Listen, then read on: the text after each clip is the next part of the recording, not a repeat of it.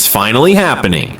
And nobody's ready. For years, XRP has existed in a strange space between belief and doubt, hope and frustration. Every cycle brought new promises. Every rally came with new resistance. And every delay tested the patience of even the most loyal supporters. People talked about potential, about partnerships, about a future where cross-border payments would no longer be slow, expensive, or limited by outdated systems. Yet at the same time, uncertainty hung in the air. Questions were never fully answered. Timelines were never clear, and confidence was constantly challenged. Now, something feels different. Not louder, not hyped, not dramatic in the way crypto usually announces itself, but quieter and far more serious. The kind of change that doesn't arrive with fireworks, but with documents, infrastructure, and decisions already in motion. The sort of shift that only becomes obvious once it's too late to prepare for it. XRP has never been about quick excitement. It was designed for utility long before utility became a buzzword. While much of the crypto space focused on speculation, XRP quietly positioned itself around real-world financial rails. Banks, payment providers, and institutions were never just marketing words here. They were the core audience from day one. That focus came with a cost. Progress was slow, adoption was cautious, and the community was forced to wait while others chased short-term trends.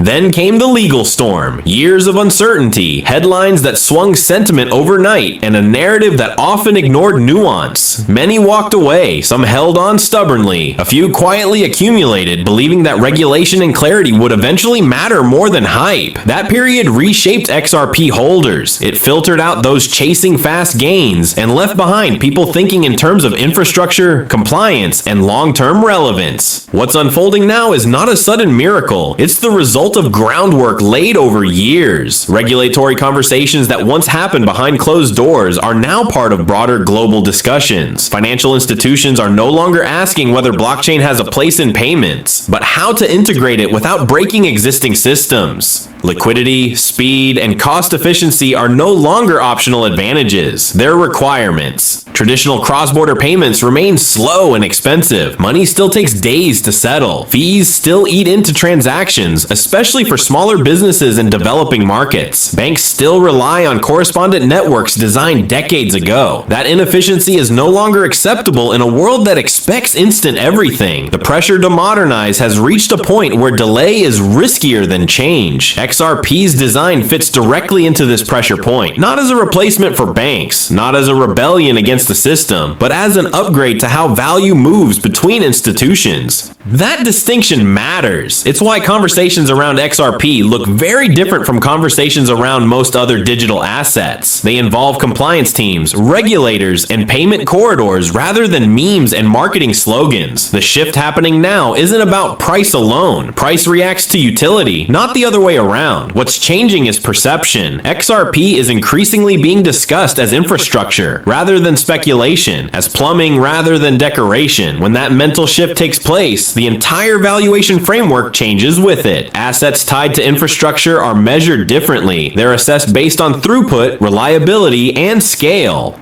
For a long time, many dismissed this idea because adoption wasn't visible to the average person. You couldn't see banks using XRP the way you could see people trading NFTs or farming yield. But infrastructure doesn't advertise itself. You don't see the cables that power the internet, yet everything depends on them. You don't notice payment rails unless they fail. That invisibility is a feature, not a flaw. As financial systems modernize, interoperability becomes critical. Different networks, currencies, and jurisdictions need a neutral bridge, something fast, liquid, and reliable that doesn't belong to one country or institution. That's where XRP's role becomes increasingly relevant. It was designed to sit between systems, not compete with them. What makes this moment unsettling for many is how unprepared most people are. Retail focus has largely been elsewhere. Attention has been drawn to trends that are louder and more exciting in the short term. Meanwhile, serious work has continued in the background. Standards, compliance frameworks, and integrations don't make viral headlines, but they determine what survives long term. There's also a psychological aspect to consider. XRP has spent so long underperforming expectations that many have mentally written it off. That creates a unique dynamic. dynamic. When sentiment is low and belief is fractured, even modest progress can have outsized impact. When clarity replaces uncertainty, narratives change quickly. This doesn't mean guaranteed outcomes. Nothing in markets is guaranteed, and responsible discussion requires acknowledging risk. Adoption can take longer than expected. Institutions move cautiously. Regulations evolve slowly, but direction matters as much as speed. And the direction now points toward integration rather than exclusion. One of the most misunderstood aspects of XRP is supply and distribution. It's often discussed without context. Large supply alone doesn't determine value. Velocity, usage, and demand do. A bridge asset designed to handle high transaction volumes must have sufficient liquidity. Scarcity without utility creates speculation. Utility without liquidity creates bottlenecks. XRP was built to avoid both extremes. As corridors expand and on-demand liquidity becomes more common, transactional demand matters more than narrative demand. That's a very different dynamic from most crypto assets. It's also why price movements may appear muted until a threshold is crossed. Infrastructure adoption tends to follow an S-curve. Slow at first, then sudden once critical mass is reached. What makes this period particularly interesting is the convergence of multiple factors. Regulatory clarity improving, institutional comfort increasing, legacy systems under pressure, global payments growing in volume and complexity. Each factor alone wouldn't be enough. Together, they create conditions where solutions like XRP are no longer optional experiments but practical necessities. The phrase, "nobody's ready," isn't about fear, it's about awareness. Most people are still looking at XRP through the lens of the past. Old lawsuits, old price levels, old disappointments. But markets don't move based on memory. They move based on future cash flows, utility, and relevance. When perception lags reality, repricing can be sudden. There's also a broader macro context. Global trade, remittances, and digital finance continue to expand. At the same time, economic pressure forces institutions to reduce costs and increase efficiency. Technologies that can demonstrably save time and money gain attention very quickly in such environments. This isn't about ideology, it's about balance sheets. XRP's journey has never been comfortable. It's required patience, tolerance for uncertainty, and a willingness to ignore noise. That hasn't changed. What has changed is the environment it operates in. The world is now asking the questions XRP was designed to answer.